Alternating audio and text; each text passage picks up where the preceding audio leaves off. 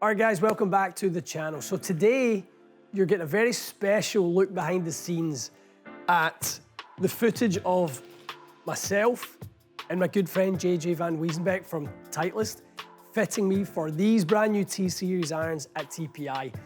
This will be a little bit of a different video. It's not our normal sort of production where we talk to camera. It's really going to be more of a behind the scenes, fly in the wall look at JJ and I working on my equipment. It was never really a session that we intended on releasing, but inevitably when you get two people that are so passionate about golf equipment and we're kind of really trying to dial things in, there's always some good sort of conversations, some good interactions, and some nuggets of information. So we want to just show you guys that process. So hope you enjoy the session today. Stay tuned for more, and we'll see you after this.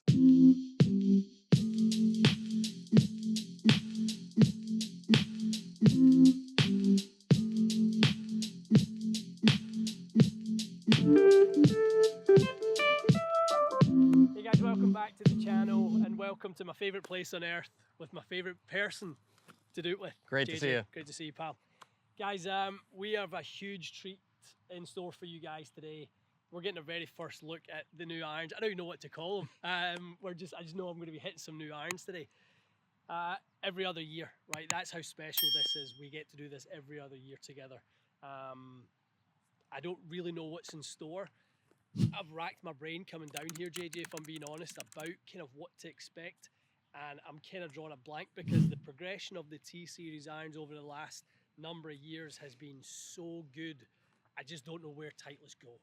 I really don't. Yeah, I think this will be some questions we hope you answer, but you know, not only are we asking tour players that I'm bringing feedback for, but we're reading your channel on what you and your people want to see. And I think what you'll see from Stephanie and Marnie that each time, there's never one rock you lift up and go, we solved everything. You got to turn over a lot of rocks. And so I think what you're going to see here is what makes a good iron. Like for you, what do you look for in an iron? You pull all the different levers, so obviously I still want it to look good. I still want it to feel good. And then obviously there's the turf component. I really want it to sort of be a specific way in and out of turf. I don't want it to be clumsy. I want it to be precise. I like tech.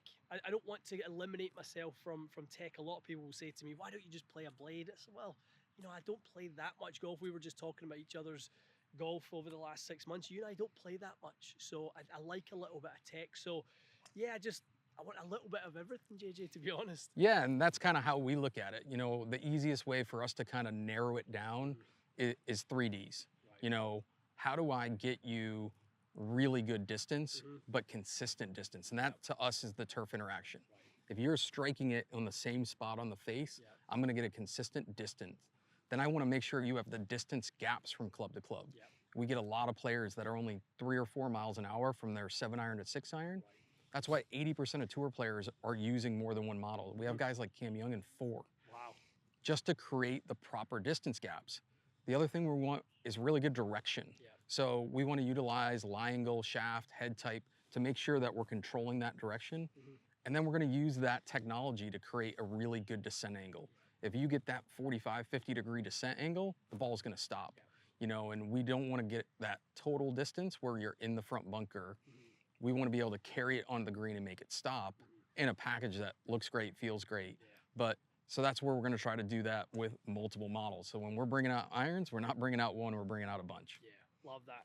I think those 3 key things, the 3Ds are, I think people sort of understand them. I don't think it's the way people have looked at it. I think people have always looked at the way up, not the way down. So, right, so the descent angle part has been a little bit certainly overlooked. Directional is definitely not something people pay enough attention to. We know that. I think people want to see where the ball ends up, but they don't really think about things like lie angle for influence of start line and all those sorts of things. And then distance, some people probably go too much towards just more. Well, it's not about more. It's just obviously about having the right incremental distances, as you say, and that's obviously where the blended sets come into it. Yeah, and I think those are all going to work together. And again, managing, you know, the easiest thing about descent angle is if you're playing with a playing partner and go, well, their ball stops, mine doesn't, and you look at their window, that's peak height, and peak height equates to land angle. So great things with launch monitors is we can look at it numerically, but the easiest is just that window, is getting that window high enough that it's gonna stop. You know, direction, an easy way to look at it is, I just want the ball curving towards target. So if you're somebody who starts it a little far right or starts it far left, I just want it to curve back towards target. So we look at that start line and spin axis as an easy way to go, hey, if you're an inside player and it's starting right, let's just make it curve back. And so to kind of get you that correct direction. And then again, in distance gapping, that's really where you want to not just get fit for a 7-iron, you want to get fit for your bag. Definitely. All right. Let's get into it. Let's dive in, I'm excited. All right, we're gonna start getting some baseline info with your stuff. So Pro V1 recently? Pro V1. Yeah, I was in X for the longest time, and I just felt like I can control the flight window a little bit. I'm looking for a little bit easier with one. Okay. I always feel, JJ, like I can make the ball go up easier than I can make it come down. That's just I always feel like that's a little bit of a flaw in my knowledge also. So target here is, there's kind of the 3 trees in the distance. I kind of have you in that center one, nice little layup shot down the fairway. So kind of where your flight is right now, a little push draw. Do you know what? I would say warming up, it probably a miss can look like that, but the good ones have actually fallen a bit right. All right. So fairly neutral, but if anything, a good one will fall slightly right.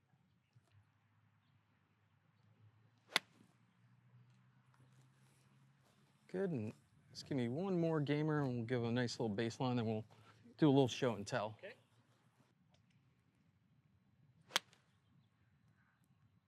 Beauty. So,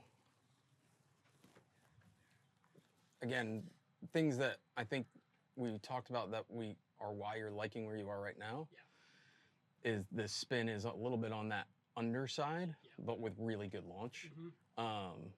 The big thing I'd love to tighten up is the ball speed variance. You know, that consistent distance. You know, when we're looking at carries from 154 to 170, that long short ellipse is something I think we can tighten up. Definitely. Yeah, that's a big gap, isn't it? And even for a 7-iron, you know, at where you're, and the beauty is you're swinging at 85 on all these. So our pace into it today is the same. We're just not getting the same output. The energy's just going into different places. And so how do we kind of work through head, spec, and make that happen? So first part is we're just gonna give you a little bit of what you've known, and show you some of the new irons. And the first part is we have a new fitting system. So the big thing here is, hey, on tour, we're constantly bending irons a little bit upright, a little bit flat, a little bit weak, a little bit strong. So what we wanted to do is take the driver chart and blow it up. So now we can go up to 2 flat, up to 4 up, 1 weak to 2 strong. Awesome. So now as our irons move through our lineup, we can kind of cross over, and this helps that mix set. So the good part, naming didn't change too much.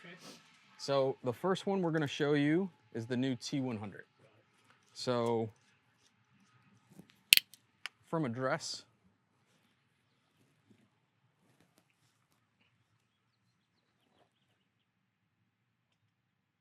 Too different.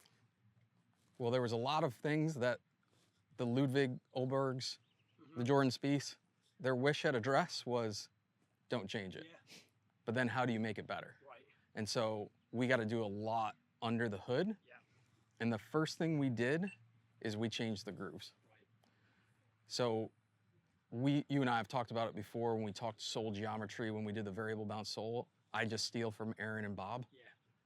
They have different grooves in their lob wedges than they do their pitching wedges. So Marnie applied that to the irons. We have now different grooves in the long irons and short irons. What we're trying to do is normalize that spin out of light rough so that you're not getting quite the jumper. But what happens is when your spin loft crosses over and gets too little, the spin goes up when it's wet. Wow. So we have to try to lower the spin in the long irons of the and raise it in the short. Yeah. So Marnie's finding different grooves for different lofts really help that. Massive. And then the other big request here with the T100 was in the long irons. Yeah. So the 3 and 4 iron now have the T100S construction. Oh, really? So we have that little slot behind the face. We're able to lower the CG and increase launch. Not too many people are saying, God, I wish my 3 iron didn't launch as high. So trying to take a lot of the other portions in the T100 that we liked and go from there. So let's hit a few. That's cool going back to the T100S. That's just in the 3 and 4. Yeah, that makes so that sense. smaller chassis, that player wants that thinner long iron. Yeah. We now have something that's going to launch. So the only downside is next time you see us, is that 80% mixed set on tour is probably going to shrink because we're building in flighting. Yeah, I like that.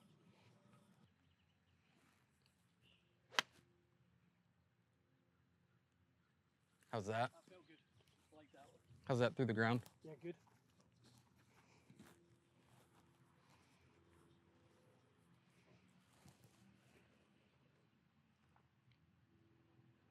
Yeah, 94 feet of height there, 6,200 on the spin.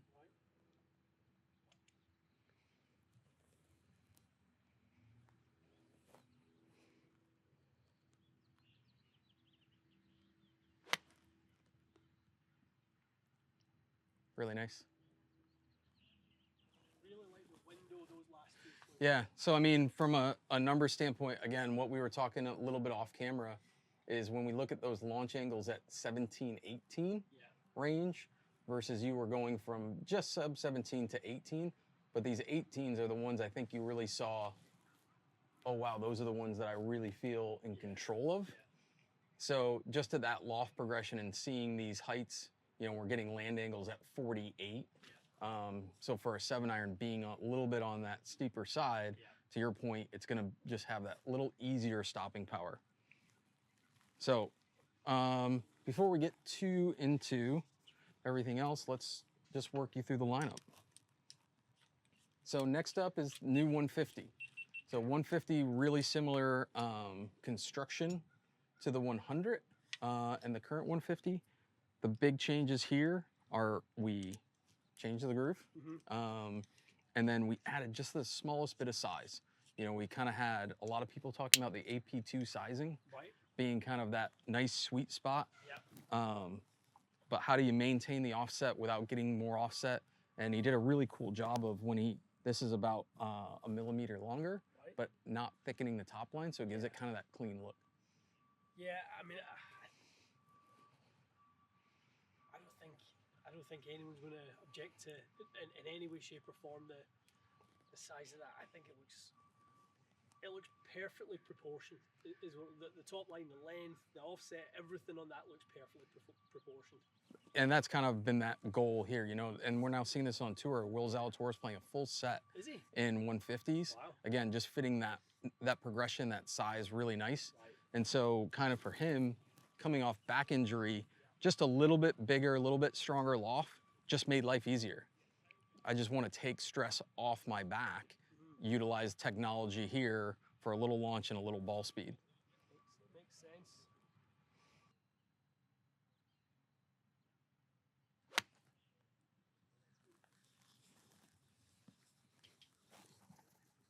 How's the feel been off the face? Great. I mean, I'm obviously very familiar. Feels something I'm very, very comfortable and very used to.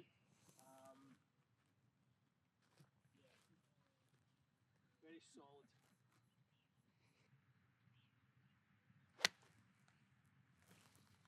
Really nice there. I felt crisp. Kind of window, how is that vertically for you? Yeah. I think so. You know, it's funny, JJ. Obviously, in your world, you talk so much about, you know, the Ludwigs, and you've got all your tour sort of comparisons. I would say for me, this is the one I'm most worried about, because on the consumer level, this just feels like it's been the juggernaut in the fitting environment that I've been in for the last little while. 150 has just become a hero. It really has. It's kind of everyone aspires to play an iron that looks this good, but there's tech and help and performance in there. think that this was the one that I think shocked people last time. Yeah, and again, that's where we kind of talking about trying to find help where we can help. Yeah. So if I can make you consistent out of more lies, that's when we went to variable soul. Yeah. Now we're talking about groove. Can I make you more consistent flight out of more different lies? Yeah. And then when we talk about the sizing change, it's very subtle because we're looking at that proportional size and getting the MOI and the launch and the CG right where we want it. Yeah. So again, to this one, you're seeing kind of that more subtle change. A little more brush to the finish this time? Yeah, there's always that kind of, we do, for some tour players, we do that brush finish. Yeah. Again, find that inspiration, that kind of clean look. Yeah, I think people really want that.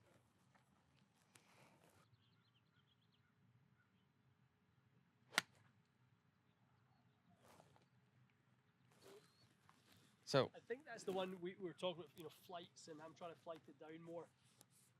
I think I can get a little bit that way when I'm trying to kind of bring a sort of flight window out of my golf swing. yeah, the interesting part as we look through it is, again, this is moving that launches on those other swings up above 18 with actually similar to less spin.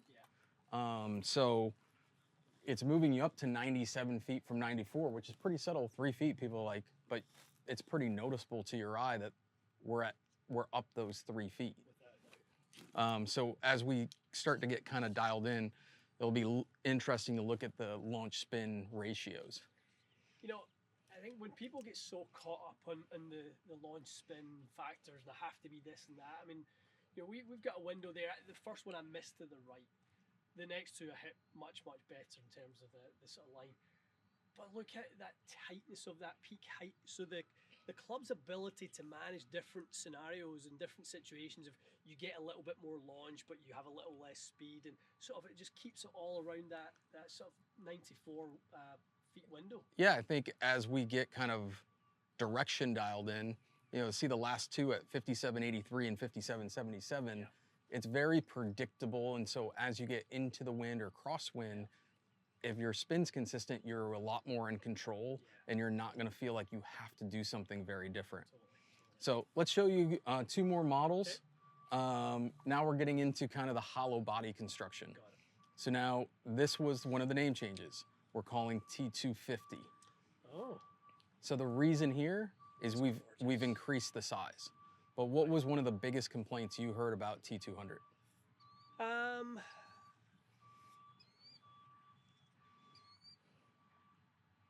Some of the biggest complaints I heard about T200, I think potentially in the sound acoustic change between a 150 and a 2, that they were, you know, you had lots of blended sets, but the feel and the sound was a little bit different between them. So we get the same on tour. Yeah.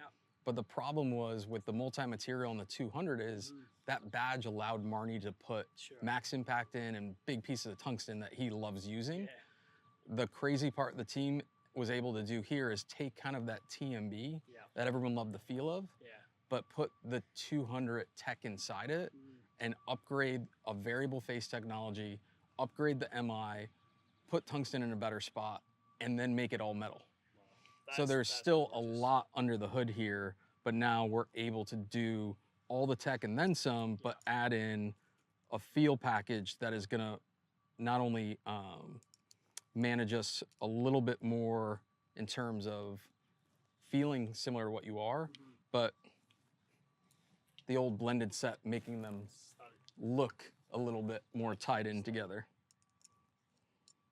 I love this sort of the finish is sort of progressive now, and there's not this sort of the high polish versus this sort of matte finish, and there's that distinction.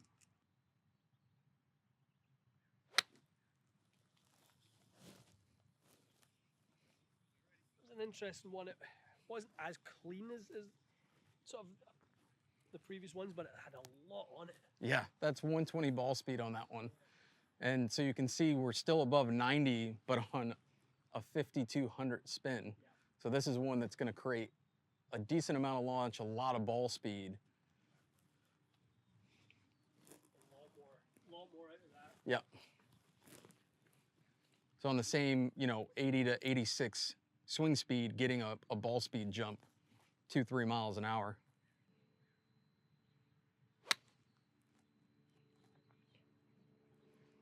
So really for that player that wants to be in 100 or 150, but needs speed. Right. You know, because that's just going to be free launch and free speed. Yeah. Probably the biggest change I've experienced so far in this one, in the sound. Definitely. Yeah, even like we get tour players about, you know, when they pull the ball in like you are and it hits the back, is just feeling like it's a solid iron. But you talked about technology and kind of what we get for it.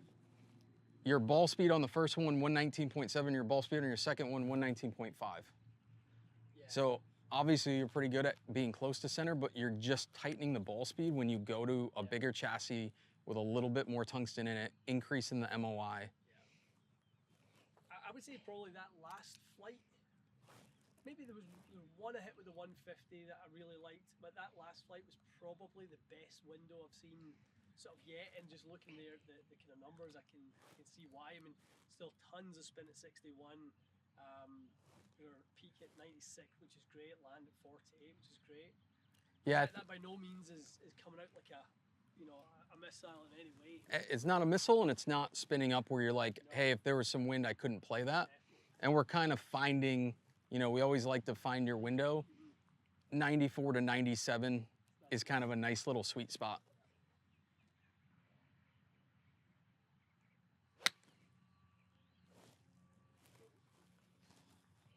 So very consistent though in terms of yeah, and again, everything 120 and above on ball speed. So,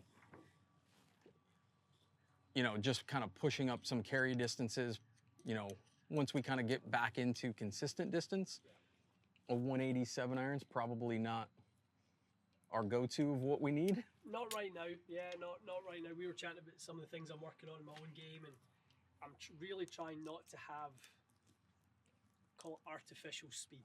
Speed when you deserve it, you know, when, you know, 85, 86 miles an hour today, you know, I probably should be around 117, 119 ball speed with a 7 iron. I'd be completely fine with that.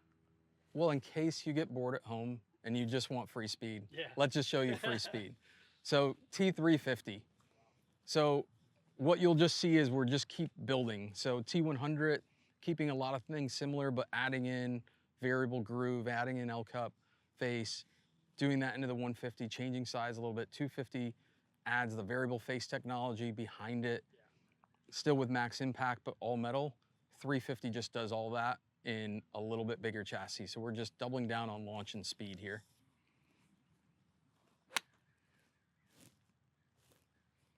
Very easy to launch it though, isn't it? Yeah, and I mean, even like the sound from back here just has that richer sound, if you will, versus that click. You guys have an incredible, obviously, you know, turf situation here, JD, is really, really good. But like, I'm always kind of trying to pay attention. What does this look like? Is it a mess? Is it something that's kind of looks very inconsistent? Just so I can start to see how the soles perform and how we get in and out of strike. I mean, it's so clean.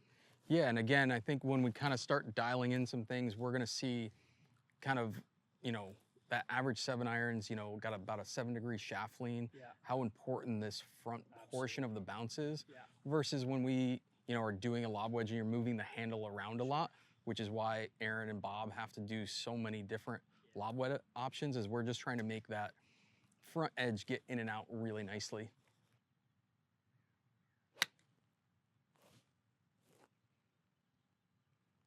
So this is getting a little bit more into that kind of go-y route.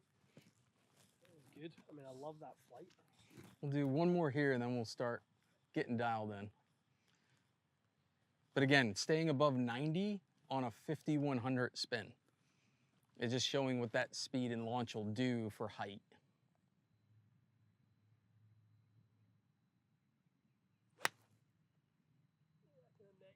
Yep. But again, we're seeing in head models, weirdly because of the width, that you're almost trying to get it out of the ground faster. So let's circle back to where we think we're going to be. So we've seen all the models. Now we're going to start dialing this in. Shaft wise, again, we just kind of grabbed where we've been in the past in the Modus. How was that feeling? Okay, I would say probably felt here on the kind of lighter side. I'm playing that that kind of Project X True Temper combo and from Acra. It feels okay, but I don't love it. Okay. Definitely open to, actually probably definitely looking to change out of that model into something new. So I had a question for you. If you're defining, like we have our 3Ds and we're trying to define direction, Yep. is there a value you put on for your consumer? Or, hey, what equals good direction to you? You looking at area, you looking at a certain metric, or is it just general ellipse saying this is tighter than that one? No, definitely not sort of generalized stuff like that. I think if there's a value that we put on it, JJ.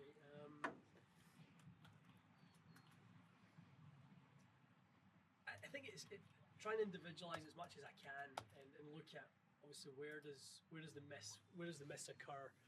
Like for me, one of the big changes, like I've historically overdrawn it and played my stuff flat, which was a big mistake for too long, because it never gave me the start line to move my body the correct way.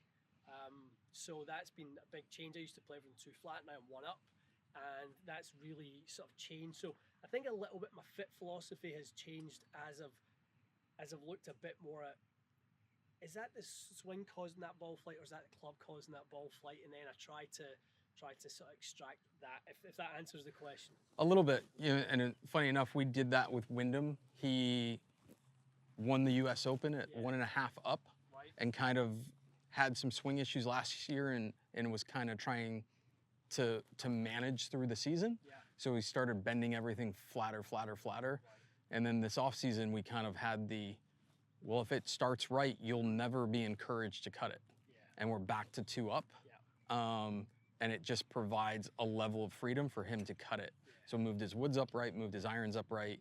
And so in that sense of, again, this is probably not for camera, but I started to look at some of the data to go, if we look at start line and curvature, is if you say you want to be a cut, I need to be on a positive spin axis. Yes. And so we've been looking at adding those two numbers together, start line and spin axis, and trying to get them sub 5. So we do that in practice a lot now. Is Braden and I, we do spin axis both ways, 8-4-2. So we'll kind of start off curve it just so you can feel a bit of curve. Yeah. And then try and narrow it, and then try and narrow it, and then we hit some shots and go, okay, are we in our window where we're sort of, you know, -2 launch direction, +2 spin axis, you know, where are we in terms of that? Yeah, and that's when we started plotting. I think we did like 6,900 shots, that just making those two talk to each other the right way.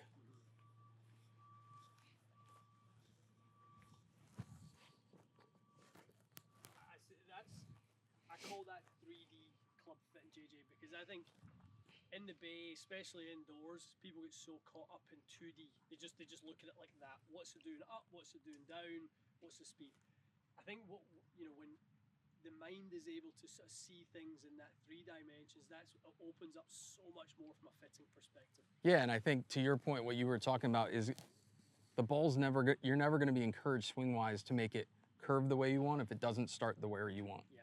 And so once we kind of get that start line settled in, and then we can use almost the shaft to kind of fine-tune the fall. Yeah.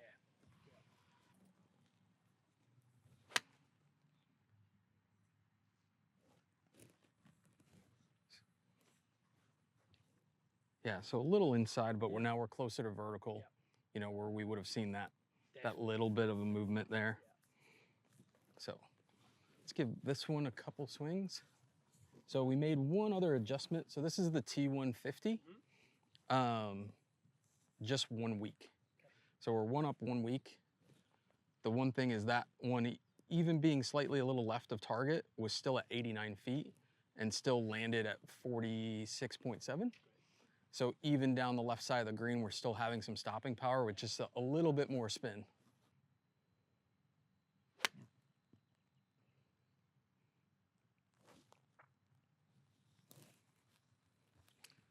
Because I think we've seen this in the past with you, is giving you some loft and shaft stability is not letting the shaft be the up. Yeah, definitely. If letting the loft and the head be the up.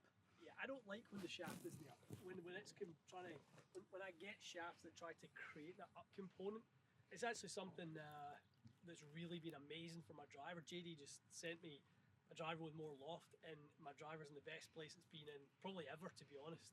Just because I see it coming out the right window off the loft, and I'm not in shafts that are kind of giving me too much deflection. Yeah, and just I think that's where, you know, we're gonna add, we're gonna go a little different place after one more swing, but getting you in that spot where we feel like we can have some stability, and then using, again, 150 chassis, that little bigger that you like the look of, and again, we've seen really good turf interaction, and we're gonna have a nice vertical, but getting it where we just give it a tick of loft to make that up real easy.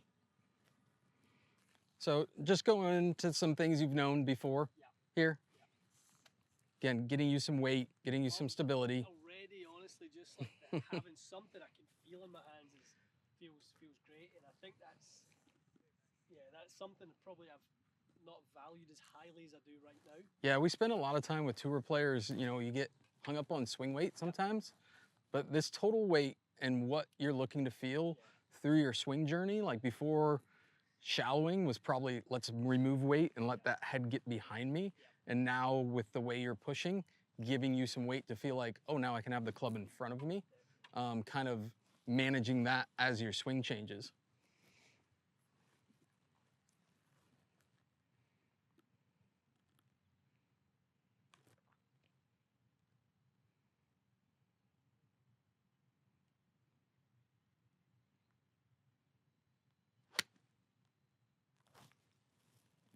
Sure sounded good.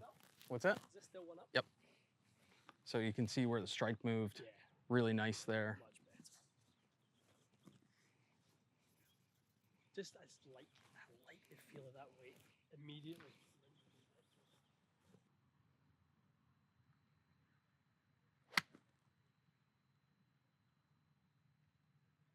Smidge behind it, JJ, but Yeah, I know you're in the one up range, but let's try that loft at standard, okay.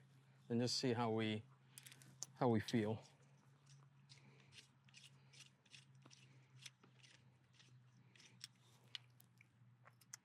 Just wondering if we've stabilized this enough that of taking some of that droop out that we don't have to quite react to as much.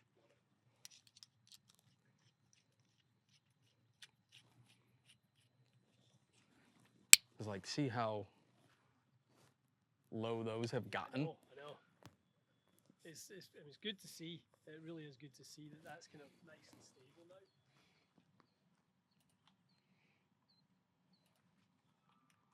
I think that's a lot of the sort of the speed constraints that Braden's put on me. Like, let's build it first, and then we can learn what your sort of where we can push for speed. Got it. Let's stabilize. I like that. Yeah, me too.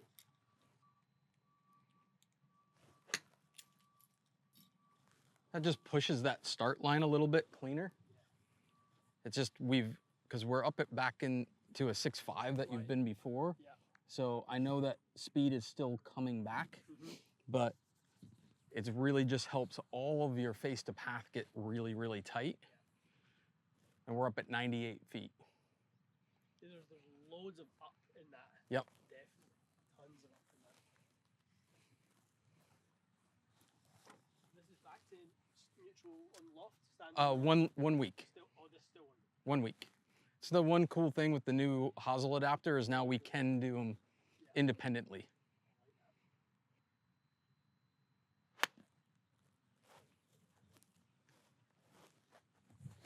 So it's almost like that's where your miss is gonna go more at standard, you know, and we're kind of in this third groove, which is a really nice spot from a spin consistency, knowing the sole's working.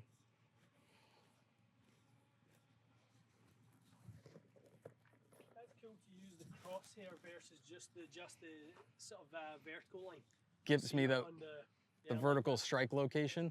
If you do that cross, we can just, you know, if we did 10 balls, as I can mark 10, and just see that vertical pattern that we're getting that kind of 3 to 5 range. I feel like the flight has gotten much more stable with this now. Yeah, it just, there's not a lot of curve. It's kind of wherever you're starting it. Yeah. You know, they're looking from the swing dynamic standpoint, there's a lot of zeros. 0 point somethings on there. Face to path, face angle, club path, they're all much tighter. So I think what you're trying to feel, giving you weight. X1 was really nice. Definitely. Yes, going to the good old standard. Which is feeling better, the LZ or the X1? Probably the LZ. Okay. I think the shift from the Modus into the X1, or we went to or then X1, but I think when I felt X1, I'm like, that feels great. And then just down it back 5 grams this feels fantastic. So I think just on 2 swings here, what are you trying to feel ground-wise? Not much. Okay. Not much. I'm probably, if anything, you know, a big part of what we've been trying to kind of do swing-wise is try to eliminate a little bit of that early pull inwards. So I'm kind of really trying to keep the spacing, you know, a little bit better and between the lead arm and the chest. So I think that's probably why I'm quite a bit down speeded. I'm not pushing hard at all. So just on this one, make sure that the weight lets you feel that. Yeah. And that we're not getting, oh, I'm making myself pull it. Yeah. So I think it'll feel really good on the down, but just give me 1 or 2 where you just really feel a lot of that spacing, and make sure you feel like you have enough with this weight.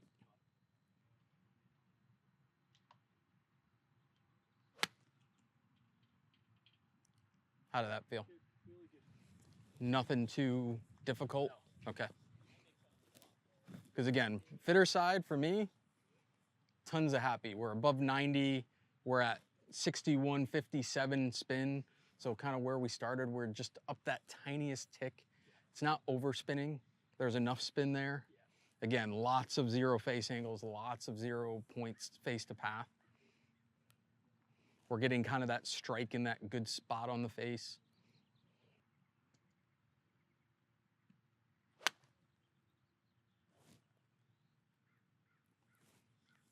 You know what I love about that, JJ, is like it's just went a little left, but it stayed on that line. And I think that's where the standard line, when we were 1 up, Yeah. that just pulled just a little bit more. And again, fitter standpoint, is that was 115.8. The swing before it was 115.8. Yeah. We're getting speed stability that we didn't have kind of start. So even when you do push or pull a little bit, we're getting spin stability, speed stability. It was dancing around a little bit early on, wasn't it? Just you know, me as I found windows and, you know, with different, trying different, obviously shaft weights. I feel like this has really stabilized the whole thing. 100%. And I think in that, so let's hit just 1 or 2 more, and then we'll kind of move up the bag. But being able to see 2 shots that are identical ball speeds.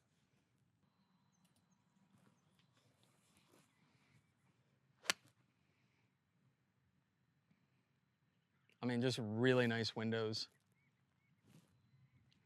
Feeling like that strikes in the same. Yeah, I feel like it's, if anything, it's just getting a little bit incrementally better. Yeah, we're just living, you know, we're that 95-foot window is just really that consistent, nice spot for you. Yeah, love it. So, really comfortable. Yeah, I think that 150, 1 degree week Yeah. puts you in that, you know, 45, 41, 37, 33 progression, puts you in that really nice spot. Yeah. Because it gives us that little help here, and it lets you, for where you're cutting it, we actually lose a little offset, which is a nice thing on a little bigger chassis versus kind of trying to get the 100 and a little bit smaller. What, so just for the people, because there'll be a lot of people asking about the 125 and the LZ and sort of the speed, the correlation, they'll be saying, is that not more of a stiff? Maybe talk to that, JJ, when you see players and you go, you know, we're not going to lose anything by going up in flex. We're just going to gain something by having the weight. Yeah, I think the one thing when we are trying to define direction, you know, we were talking a little bit about start line and spin axis, is that straight ends up being far. Yeah. That if I gave you a reg flex, you'll in a few swings figure out how to get it relatively online, but when we free up direction for you, speed comes from movement. So force causes movement. So you're able to provide more force because of the direction. If I get somebody who's can't add force and it's too stiff, we would see this kind of starting offline. Now we would see these path numbers shift really poorly. Now you're coming over the top to try to square it. Now I'm gonna drop weight or drop flex to kind of move that the other direction and provide a little bit more up. But in this case, we found that the weight stabilized your club numbers. So I just utilize loft to get the up. Ideal. Perfect. Perfect. Well, let's look at a little other parts of the bag, you know, as we move up and we're living in that kind of 117 range, right? With a 7-iron. So as we go to a 6 and a 5, you know, we're looking for 10 miles an hour to the 5 and about 15 miles an hour to the 4. So we're going to show you a 250 and a 5 and just see if that's too fast, too high, where we want to go.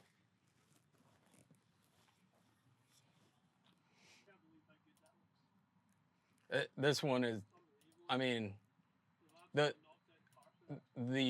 biggest change in the lineup, I think, is the 250.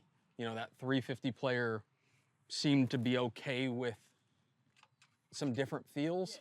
The 250 person, strangely aspirational, is I'd love to play a T100, I just need the help. And so this has kind of been that really big home run for us as we've been player testing.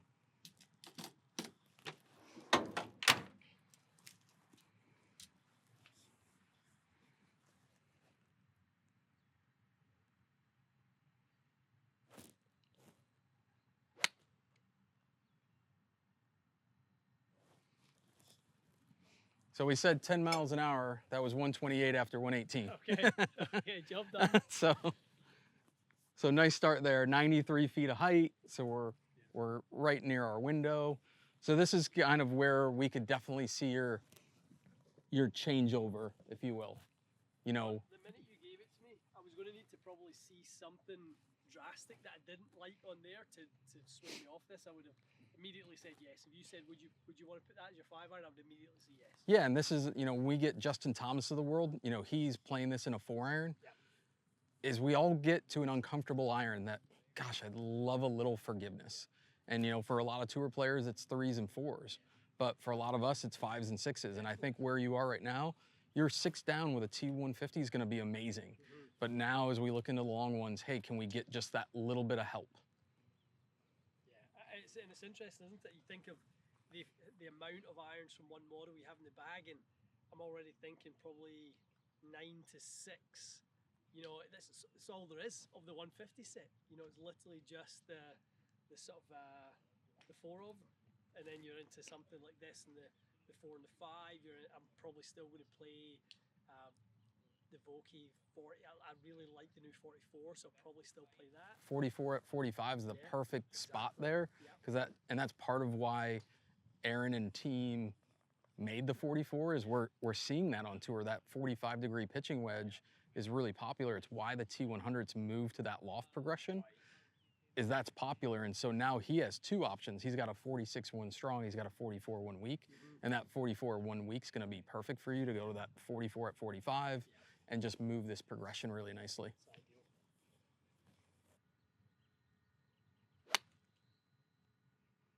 You know, and with that face design, that's one of the big changes is he's wrapping the face down beneath the sole. So on those thin strikes, the ball's still wanting to get in the air. That's still got almost 4,800 spin.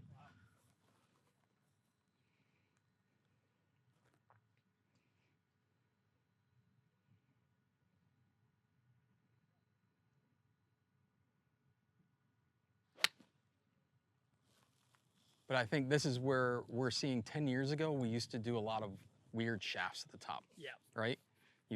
Maybe we'll just switch shafts at your 5-iron. Now the head can do so much of the heavy lifting. It's a great point, that actually, isn't it? Let the head do the movement up and down, let the CG move it up and down, and not have to sort of change deflection, change the timing, as much. Yeah, one we give players is, hey, if you're on a par 3 and you're between 5 and 6 iron, is I don't want you to feel you're between two clubs that one you like more than the other. Sure, yeah. So if you're between that really lightweight one, but if these are both your LZ and you're, hey, this head's just gonna do the work for me, you're really just dialing in where do I wanna be on this green. Love that. Such a nice flight window. Yeah, feels still Great. a little different than, yeah. Again, we're back at 128, so the head's just giving us our nice ball speed gaps. We're getting it up, we're getting our land angles where we need them. Yeah, feels perfect. So, it looked exactly like shot one, and it pretty much was. So let's show you a couple clubs we haven't talked about. Okay. So we've done a couple things in the lineup this year. Is one, we've started to differentiate the utility from the iron. So from a builder's perspective, this is just gonna allow a few more shaft options in the hybrid shafts coming into the mix. So now you're gonna see at retail a 250, which is gonna be our steel iron shaft, taper tip, and then you're gonna see a parallel bore that's gonna accept hybrid shafts in the U lineup. So those heads are gonna be marked different to accommodate the weight of the different shafts, a utility build that's a 1/4 inch longer, and be able to handle more shaft options for hybrids. Love it. So this is one that's really popular on tour in terms of, hey, that driving utility iron. Yeah. It's gorgeous. So all the same looks. Let's hit you a couple, maybe little tee shots here. Sure, yeah. Thank you, Pop. You know, we get back in Scotland and want some options off the tee. You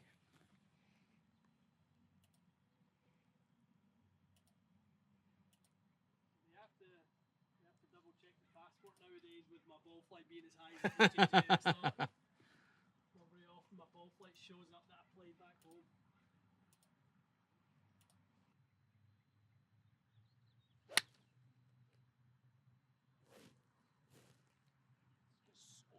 So much flight to it.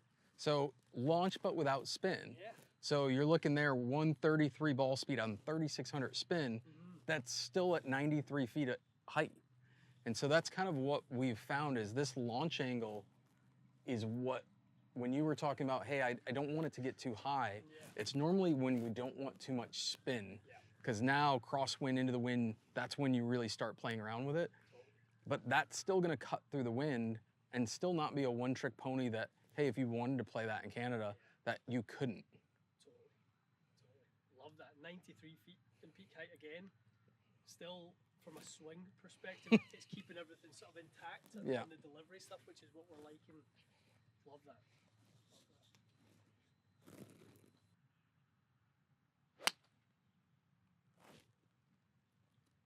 Well, now you got some speed going. There's almost 136. Interesting. See, I always know you like the club is you're already asking for the next ball. You're not like, okay, what's next? No. I love the look of it. I love the feel of it. Yeah, 99 feet in the air there. So, like on this one, allow yourself to come down just a hair. Say, that was exactly the next thing I was going to try flight one a little bit.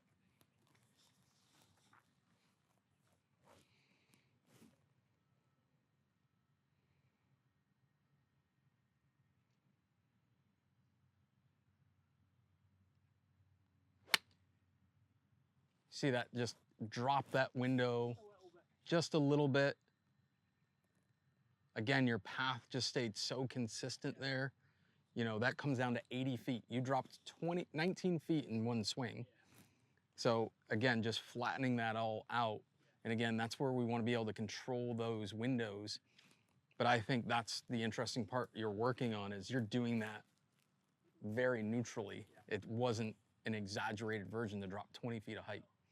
I love that flight. To be honest, that little sort of like chasey fairway finder one on that is where I would go to maybe pull out the hybrid and sort of put this in the bag instead.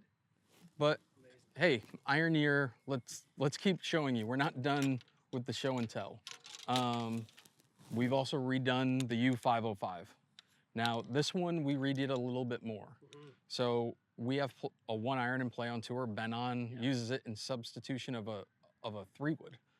But what we found is the T350 long irons were actually getting a little play on tour. Interesting. So what Marnie and team did is now these are variable head sizes. The one stays the same in size with all new metal construction, but we start shrinking as we go down. Interesting. So wherever you cross over to the 505 will blend to everything else really well. Like if I put the 1 and the 3 next to each other, the difference is significant. Wow, I love that. Yeah, this feels like you've just got all the help you'd ever want.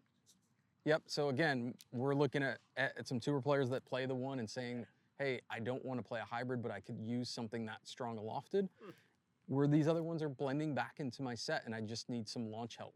Fastest way for him to move CG is some sole width. So we drop a little sole width, that's gonna help us. You wanna try the 1, the 2, or the 3? I definitely want to try the 1, that's for sure. Thank you, sir.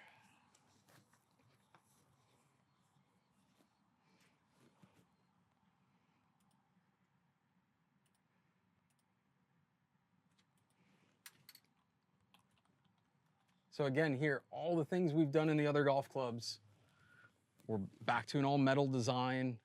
We have variable face technology here.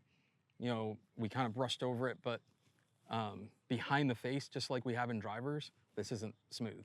He's using variable face to really control the ball speeds up and down the face and side to side. And then 2 hunks of tungsten here, driving the CG, driving the MOI.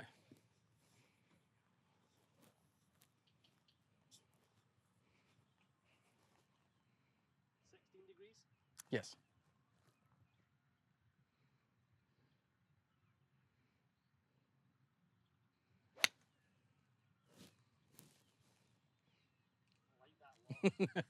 It's kind of fun. Solid off the face.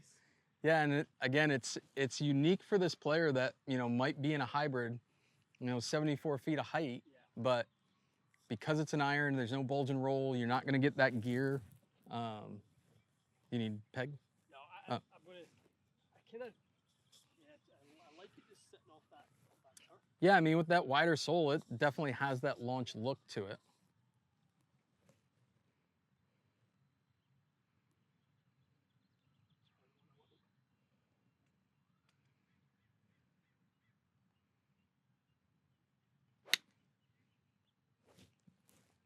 Just 141 ball speed, roasting. Turn that a little bit, just get it chasing. Like I almost like, if I'm going to go to a driver, I'm probably going to put something more like the 1 or the 2 in this in place, to be honest. Just because I like that flight we talked about, almost the 3 iron in the 250 was almost maybe too neutral and too much like the sort of what I already had. I love seeing that flight come down. Yeah, here, let's go.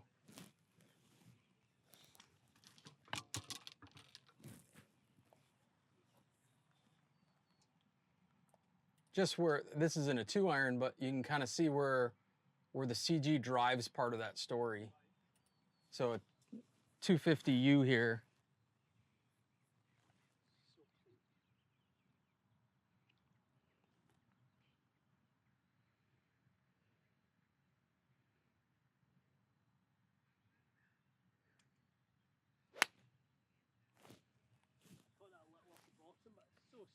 Yeah, I just think you're shallow enough that if we get sole width, you're gonna feel it. That's why that you want it on the front of that tuft.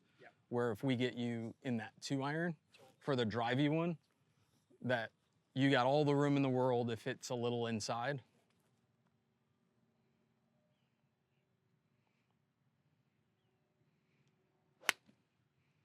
And you can still get that really drivey, chasey flight. If I'm putting a long iron like this in the bag, it's to hit that flight. Yeah. You know, it's not to hit anything else. If I want it to be up there, I'd probably go in a different direction, but like the fact I can chase that down there and get that going out to 230, it's exactly why I put it in the bag. Yeah, and again, all that stability, you're looking 0 face. We're getting everything sub 1, so there's just not a lot that can go wrong with the shot. Love it. So, love the look, love the feel, JJ. One last club to show you here, and this is new to the lineup. Okay. And this is the reason we didn't show you to start is it's really not meant for you, but it's meant for a bunch of your clients. And this is gonna be 250 Star. So what 250 Star is a lightweight, weak lofted 250. So needed, so needed. So we're taking the 250 chassis, but we're not bending it weak. We're redesigning the whole head. So all the technology we have from a forgiveness, ball speed, all of those things, we're just doing it 4 degrees weaker and 6 to 12 grams lighter. 4 degrees weaker. So what we found, Alan Hocknell and the R&D team did some significant testing. At the beginning of your golf career and the end of your golf career, you could use some lightweight. So what this is gonna open you up to is that, easiest is call them the junior varsity golfer, is I'm out of a junior club, but I'm not quite ready for the weight of an adult. You know, we work with Greg Rose. He lights it as light as you can, as short as you can, as long as you can, is you get in some really bad swing tendencies when you don't have the strength.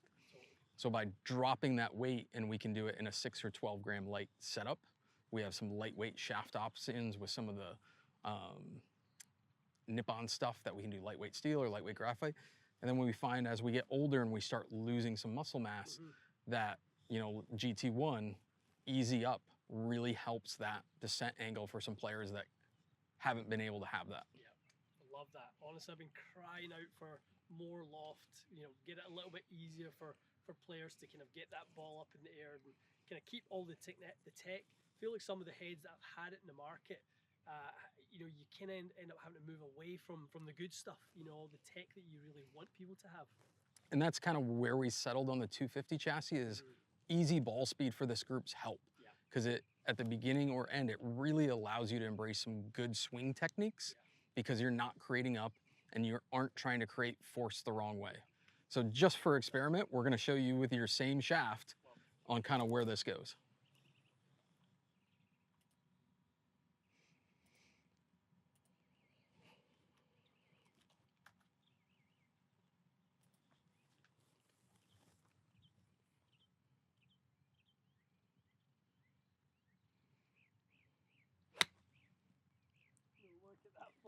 Easy up.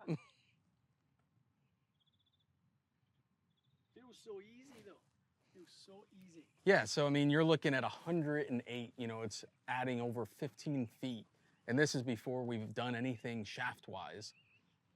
But the best bit about that is we've actually not lost any ball speed. We've kept it at 115 in the ball speed. It's really why you're trying to use that 250 head for this player that I don't want to give up distance. I still want to be out there with the people I'm playing with, but by creating a better descent angle, I'm going to become a more consistent and better golfer. And at the end of the day, all these tools, all these shafts and head and shaft options, we're just trying to help people play better golf. And so how do you simplify it back down to the things we can do to make it go up? In the dynamic loft, we were 22, 23, immediately up there, just a tick shy of 28. It's going to be good for a lot of players.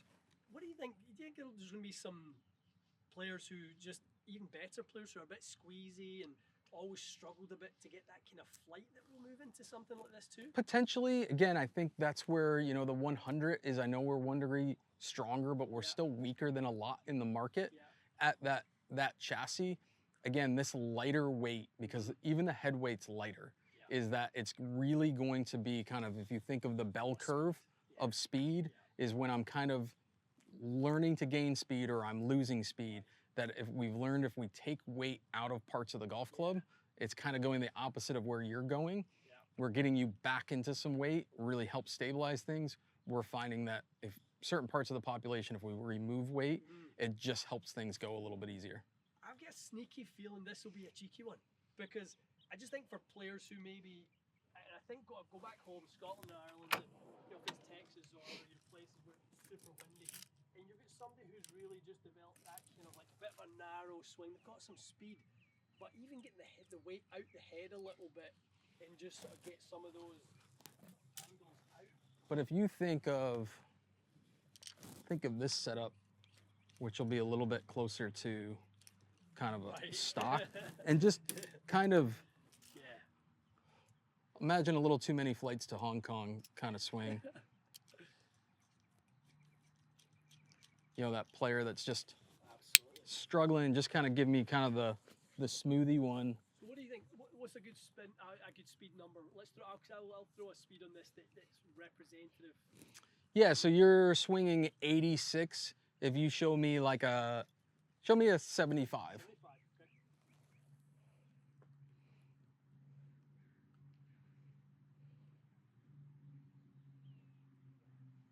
Like the overall weight now is very different with this shaft.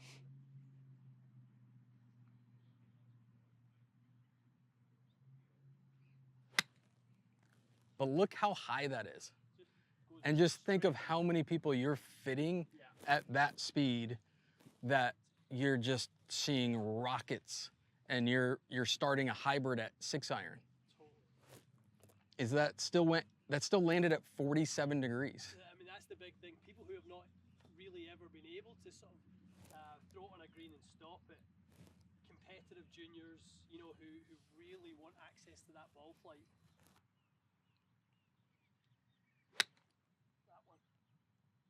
Because kind of one of the jokes we had, you know, if we're looking for a 45 to 50 degree land angle for a player, that's really ideal. Yeah. But we find a group of players that my goal is to get your land angle steeper than it is today. Right. You know, we see 32s and 34s. And so, you know, on that swing, you're at 48. And so can we provide a head and a setup for that player that we can now get them above 40, even at these slower speeds, where now they can carry that bunker on the hole at their club that they're always going around, and really start kind of playing golf a little bit more fun. And I think, like we talked about with especially the junior golfer, whether you're a senior or junior or a senior, whichever end, but I think the junior specifically, what you said about Greg, we're investing into their technique really by giving them components like this to have access to, because we're not sort of misdeveloping the delivery. We're getting into a good sort of, like my attack angle just got quite a bit steeper than it had been, you know, which is great. You want players to learn what that feels like.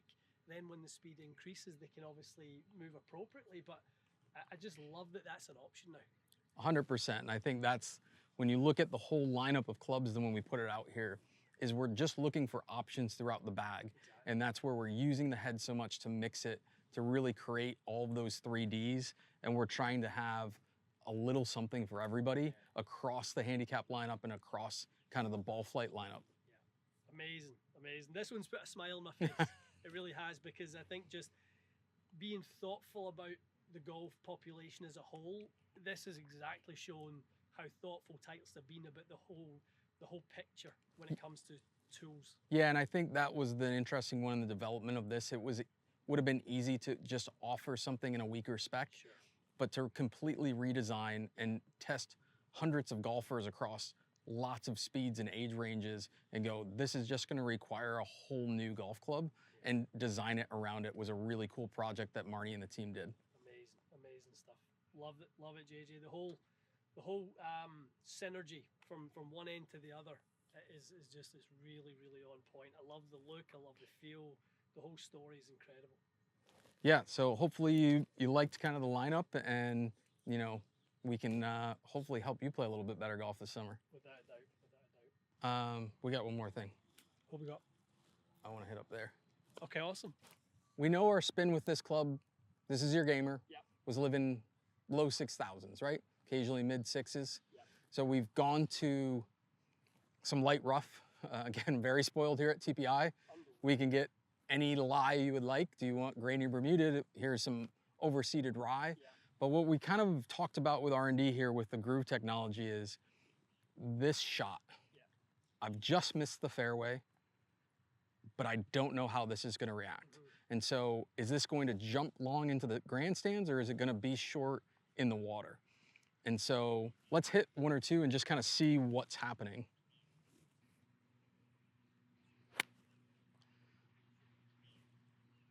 So pretty typical, right? Launches come up. Yeah. And so oftentimes that's the one we're thinking bite, right? Yeah. So spin 4,800. That's a big difference. Big difference. So now what happens if we introduce Variable number 2. water to the mixture? I mean, that's got to be, it's got to be like 38, 36.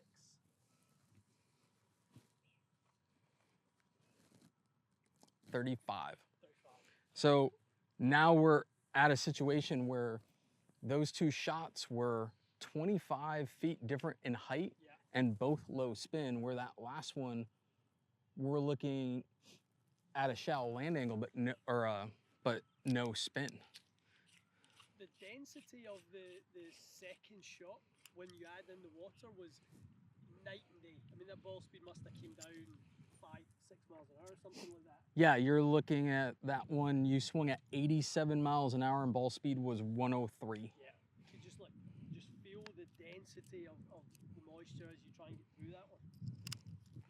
So let's give you a 150 here. Okay. That's so good. Let's come out, that's so good. 57. Wow. So versus where you were, you know, that first dry test, we're looking at 1,200 more spin, That's massive. where you've only dropped 300 or 400. Yeah. So we're still gonna see a drop. Yeah. It's just gonna be much more controllable. So now going into the green, you know that has a chance at stopping. Yeah. That's huge. Again, you were talking about kind of the 1%. We think this one's 3, 4, 5%. Definitely, and especially if I think about it, we're, like you said, in such a fortunate position. We can do this test here, but 99.9% will never be able to do this test and not do it here. So if you go and get fitted, whether it's indoor, outdoors, wherever it is, knowing that this has been built into the clubs means that you don't actually have to do the testing anymore. And that was a little the difficult part for R&D is we're not trying to increase spin in dry conditions. Yeah. There's certain groove geometry that will make us spinnier dry and help us here. But we were trying to maintain there and increase here. So it took a lot of iterations of that geometry, because even down to the part of at address, these don't look different, right? No, So it's all in just kind of the wall angles and the shape inside it. Are we clean? We are.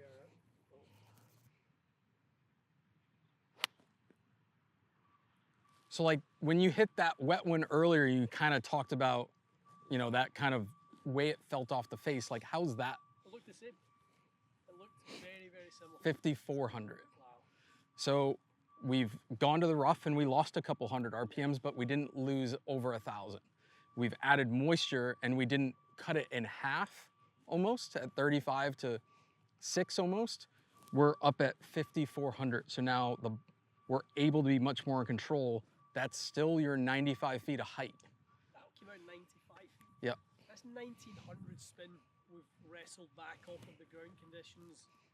That's incredible, because I mean the face looks the same. It's still full of grass at the end. It's full of moisture, but the sort of result is that's massive. And again, that's what we're feeling is, again, variable soul. How do I do, you know, again, taking advantage of TPI. Yeah. How do I help? But how do I help now when I'm in some light rough morning play where there's some dew on the ground? How do I help you hit more shots more often with the right distance, the right direction, the right descent? I mean, it starts you ahead of everyone else before the fit even starts, to be honest, because it's like, well, we know this is going to perform better in the wet in kind of variable conditions. Then even if it's even in the bay on the dry conditions, well, this wins anyway, because it's got the advantages in the challenging conditions. I don't know if, I hope we do this justice to the viewers, because this is game changing. Yeah, this was early in the testing. You know, when you get a tour player who is so dialed in, and I'm top 20 in strokes gain from the fairway, and you can highlight, well, your strokes gain drop when we get in the rough, and then you could be that shallow player. Now we can give you some things in that groove technology that's just gonna make everything more consistent. Wow. Incredible. Honestly, I'm blown away by that. That's going to be probably the takeaway for me today is seeing that ball flight. Those last two flights looking like they've flown through the exact same flight window. Like the immediate change when I hit my own iron. The first one I could see knuckled. The second one just didn't kind of get up in the air. Just kind of knuckled forward. That's unbelievable. All right, guys, that was so in depth. I think we've covered so much there, JJ. There's a lot to sort of unwrap. I feel like this could honestly be a 2-hour long video, really starting at sort of what came before it and how sort of the new line has evolved into being what it is, the new changes, the new surprises. That's a lot to unpack right there. What were your kind of thoughts on again, we talked about the beginning of there's not going to be this one thing that's going to change everything, but there's a lot of little pieces on each of them. Kind of what stood out? So the 250 was by far the standout one for me, that it just so when you said there was a 250, my immediate impression was, okay, more separation. It's actually the opposite. To me, the 250 now comes closer to the 150 just because of the look, because of the feel. Like you said, that badging on the back, it's a small thing, but it was a point, wasn't it, that people could maybe say, I don't like that it does that. There's no excuse for that anymore. I think the clean look of it, I think the fitting component part I love. I think obviously having the SureFit iron adapter and then obviously having the head weight adjustment is incredible. There's honestly so much that's going through my brain right now that it's there's a lot's changed, and I wondered how much could really change, but a lot has changed. Yeah, and I think that's what we're seeing, and that's our early testing with professionals is, their wish list still is there, and how do we keep all the things you loved about T-Series, and how do you keep adding to it? And I think that's what we're seeing. You saw some of it with launch angle, we've seen some of it with the speed consistency, but with all, keep enhancing the looks and feels. Yeah, there's little 1% into the 100 and the new loft sort of packaging. There's obviously the new CG from the T100S. I love that component to it as well. So it's just, there's little 1% where you can get them, and then there's bigger movements where maybe it was needed. Incredible, honestly, absolutely incredible. And I think from a fit perspective as well, as I think about the journey I'm on myself, and my swing, I think what we landed on today was exactly what I kind of felt like I was maybe missing. Something a bit more substantial in terms of the weight. Moving into, or back actually into the 150, but playing it a little bit weak as well, a little bit upright, a little bit weak. Felt like it gave me that really ideal launch window. Yeah, I think we're finding that loft progression off that 45-degree pitch is kind of the sweet spot. Yeah. It's giving you height without excessive spin. Yeah. It's getting you in that mid-90s launch. And again, using that head to give you some of the work, and then giving you some stability in the shaft that it just allows you to move freely. Yeah, I love it. Absolutely love it. Brother, thank you as always. It's a huge treat for me to come down, do this. We're doing this early this year, so I think the components were probably taken out the wrapper about an hour and a half ago, which is amazing. Guys, there's a lot for you guys to sort of digest within this, and there's, just know that this is for you guys. I mean, this is obviously, Titleist is putting it in here because there's a component of obviously want to be the strongest that they possibly can be in the market, but when you look at how much thought goes into club fitting now versus if you go back a decade, it's quite incredible, isn't it? Yeah, and I think what we're finding with our R&D teams is every time we're just putting new challenges into them, and that's requiring them to look at material and process and push the envelope, and then give us all that technology in the head to help people play better golf. And that's where we're really looking at all the 14 clubs in your golf ball and your footwear as components to help you play better. And so look at every iron individually, and that's where you're seeing kind of the mixing of the grooves throughout the set, with 2 different constructions in T100, is we're looking at every loft as an individual design and then blending that together to a perfect set. Amazing stuff. You can't wipe the smile off my face, that's for sure, guys. We're here doing this at the absolute mecca. This is the most incredible place in the world, and to have JJ with me today, to have all of these tools and to sort of see this firsthand be unveiled in front of us today, it's the biggest treat I could ever imagine. So hope you guys have enjoyed the sort of deeper dive and JJ and I maybe putting our fitting hats on at times as well, looking at the things that we like ultimately to try and benefit you guys, and trying to extract that and put it into our own games as well. So hope you guys enjoyed it. The comments, flood them. Let me know exactly what you're thinking after seeing this and hearing some of these changes and some of the things that have stayed the same. What do you guys think? Because ultimately that's what we want to hear. So it's about you guys and your opinion, and ultimately you guys get the chance to go through this exact same process. So let us know your thoughts. Can't wait to hear them. Stay tuned for more. We'll see you again soon.